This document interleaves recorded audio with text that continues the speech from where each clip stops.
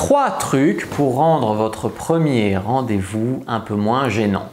Bonjour à tous, bonjour à toutes, c'est Fabrice Julien, coach et auteur, expert en séduction depuis 2010.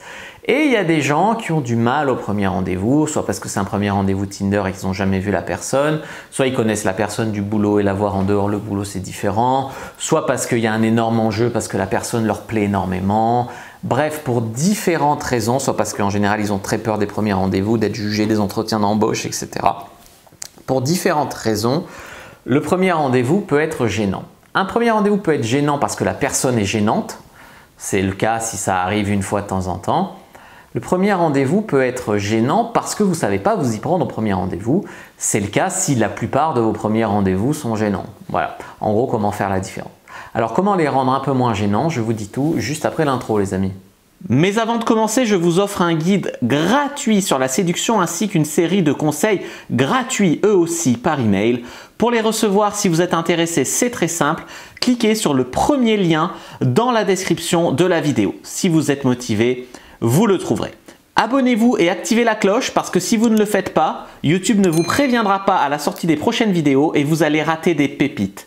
Mettez un like pour me faire savoir que vous pensez que cette vidéo est utile et pour que j'en fasse d'autres comme ça ou sur ce thème-là. Si vous pensez que ce contenu est utile, partagez-le en public ou en privé, je comprendrai. Vous pouvez aussi me laisser un commentaire, je les lis tous et j'y répondrai avec grand plaisir. Le premier truc pour rendre un premier rendez-vous un peu moins gênant, c'est de toucher rapidement la personne. Par exemple, quand vous lui faites la bise, par exemple, peut-être un hug de bienvenue, un câlin. Peut-être, voilà, parce que plus vous allez attendre avant de mettre un contact physique entre vous, plus le contact physique va être difficile à établir. Par exemple, vous ne pouvez pas dire on va s'embrasser à la fin du rendez-vous alors que vous vous êtes pas touché du rendez-vous. De même, vous ne pouvez pas dire ah, le contact a du mal à passer, le feeling a du mal à passer, l'électricité, si vous n'êtes jamais touché, tu vois. Donc, il y a dans le toucher un pouvoir. Alors, bien sûr, quand vous vous rencontrez, vous pouvez vous faire la bise, vous pouvez vous serrer la main, j'en sais rien, faites ce que vous voulez, mais vous mettez un contact physique. Vous trouvez des excuses pour mettre un contact physique dès le début et à échéance régulière, quoi, pour donner finalement au rendez-vous toutes les chances que ça passe. En deux, les amis, vous devriez éviter les rendez-vous ciné, resto, où vous êtes assis loin l'un de l'autre. Ce genre de rendez-vous ne sont pas propices à la relation puisque vous avez l'anxiété d'être coincé une heure avec l'autre, vous avez l'anxiété qu'il est loin, qu'elle est loin, c'est pas naturel. Voilà.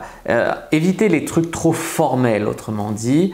Évitez la peur, voilà, il y a des femmes qui disent « ouais, je me rapprocherai quand je me sentirai plus à l'aise ». Mais comment tu vas te sentir plus à l'aise si tu restes loin? Tu vois ce que je veux dire? C'est prendre le problème à l'envers. Donc ça, c'est des choses à bien comprendre.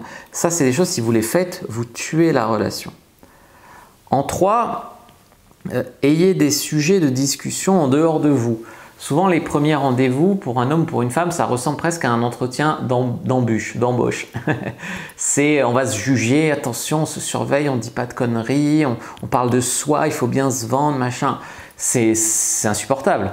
Donc, ce que vous devriez faire, c'est effectivement faire connaissance, parler de vous, de ce que vous aimez, parler d'elle et de ce qu'elle aime, de lui et de ce qu'il aime, parler de vos passions, mais également avoir des sujets extérieurs à ça.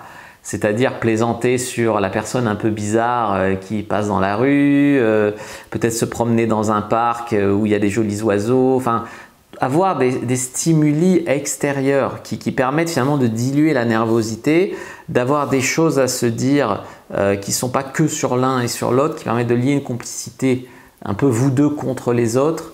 Et par contre, il ne faut pas que les stimuli extérieurs soient plus intéressants que vous, bien évidemment. C'est le cas quand vous allez au cinéma. Quand vous allez au cinéma, vous ne pouvez pas vous parler, vous êtes côte à côte, vous ne voyez pas et le film est plus intéressant que le fait que vous soyez à côte et que vous ne parliez pas. Donc il ne faut pas non plus qu'il y ait une énorme distraction, quoi.